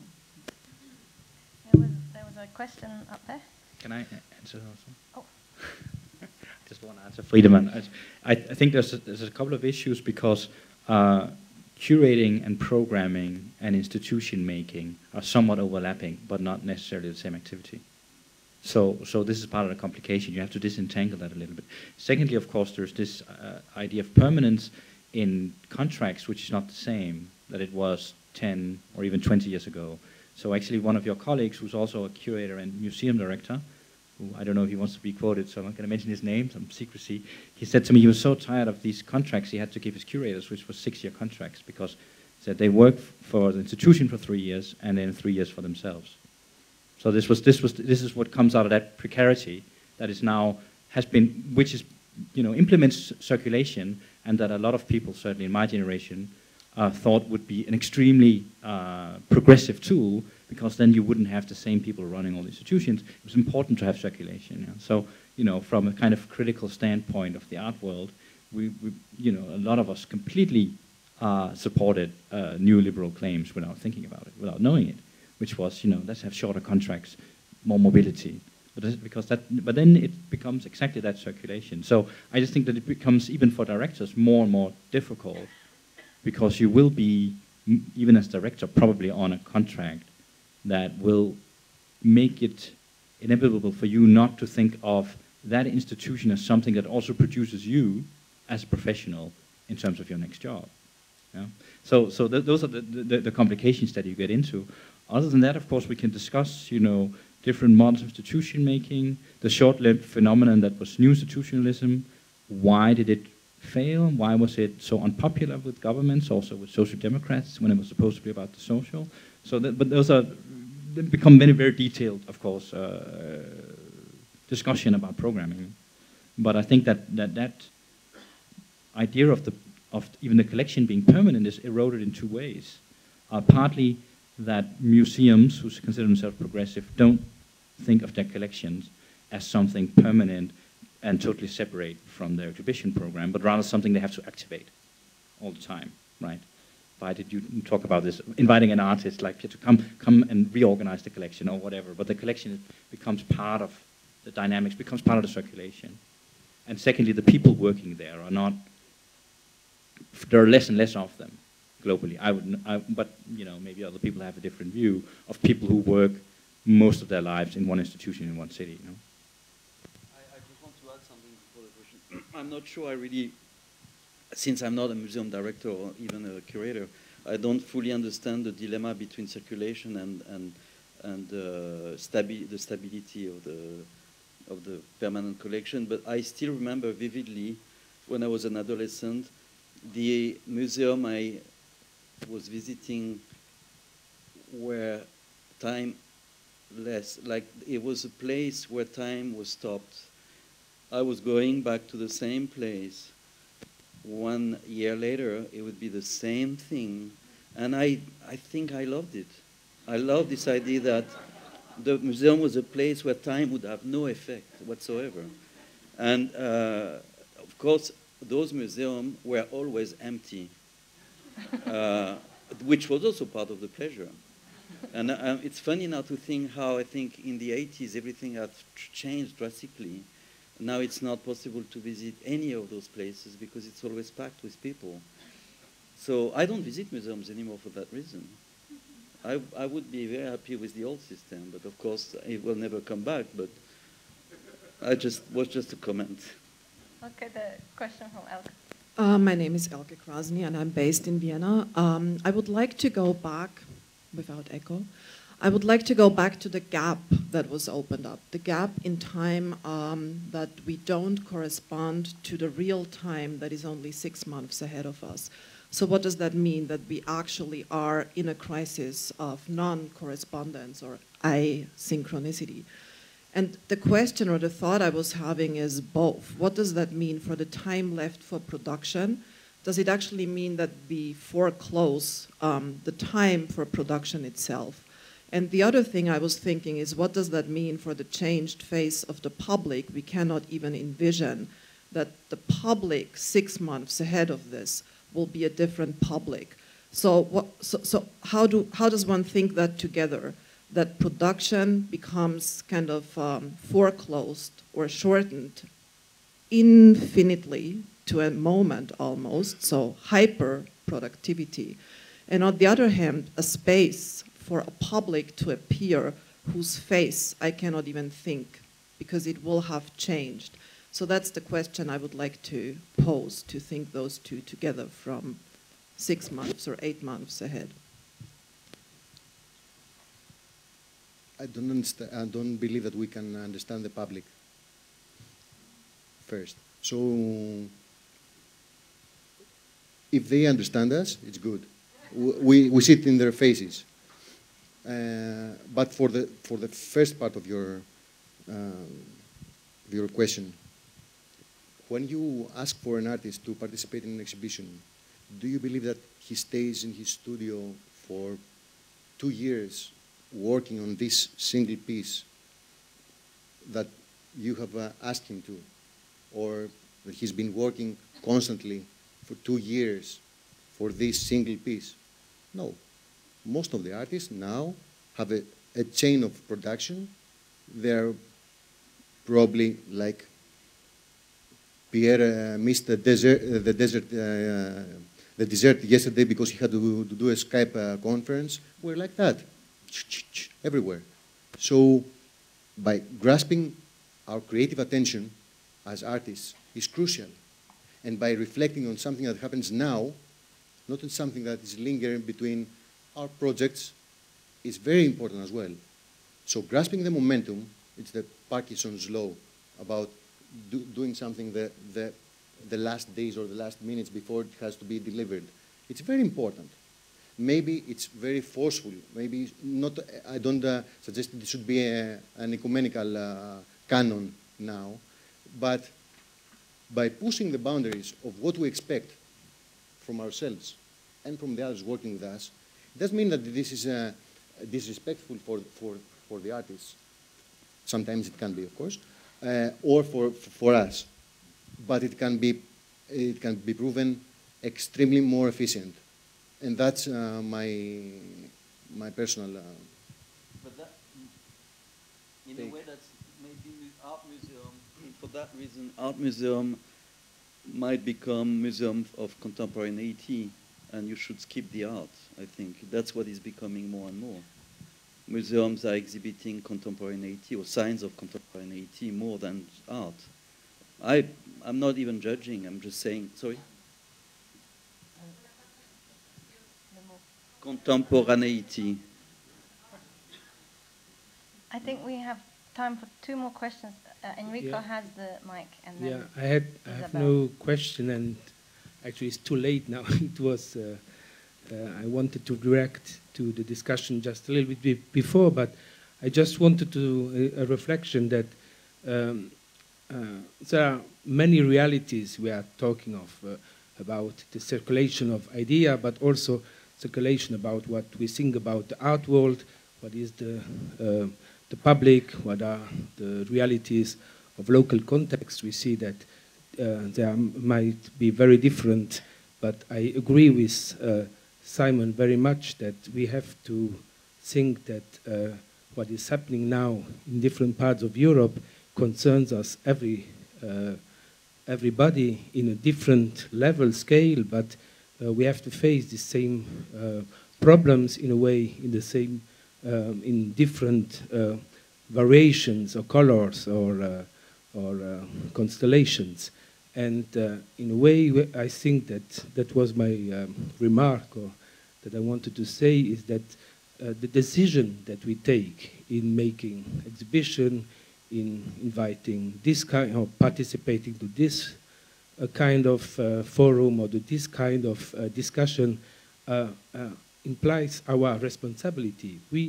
What is happening everywhere, it's not just coming down from somewhere, but we are producing it also. I like this idea of saying, okay, when you do a video show, okay, you don't transport the thing, so you can save some money on one part, but again, then the technical part is become very much more expensive. Then in this case, maybe you give less money to the artist or something, or in the art world, but you give more money to big companies to make projectors or whatever. So every decision we take has an effect, and it's also, if we add all this decision, we come up to a result, and this result, we can be against it at the end, or be against us. And this is something, it's of course not controllable. We cannot foresee it all the time, but I think we have to be aware that taking a decision, it's our responsibility, and what happens then, we have to deal with it. So it was just a reflection. Could you take the mic up to Isabel? Thank you. Good afternoon. I'm Isabel Carlos from Lisbon, working in Gulbenkian Foundation. And my question is, if we are living in times of war, because I really believe that we are already in a financial and economical war, what must we do as people that do art and show art? This is the million-dollar question. Is there anyone who wishes to respond? We can go Seneca. We can go Seneca and cynical, but anyway, it was my question.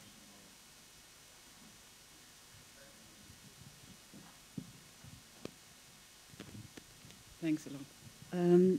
I also would like to go back to the question how far the different situations are already in a total crisis of a possibility to utter one's positions and so on. And therefore, I would again kind of contradict you a bit, Simon, insofar that I think there are kind of different degrees of the structural power or the implemented power into structures in the different situations, and that also makes it important that we react in very different ways. And we are here as an association, and that also means a kind of a situation of power. We are actually, we are here to make that maybe also work or use it as well as an instrument. That's something I would really like to propose to also think in these lines. I think that's definitely something that we should discuss tomorrow in the General Assembly, of the way that IKT can respond to specific questions, but also, or to specific situations, such as the one of Barnabas at the moment in Hungary, but also to look at what we do as an association, like why do we gather? What does it bring us beyond an interesting moment to share ideas with colleagues and meet new people? Like what more do we want from IKT? So I throw down that as the gauntlet for tomorrow's General Assembly.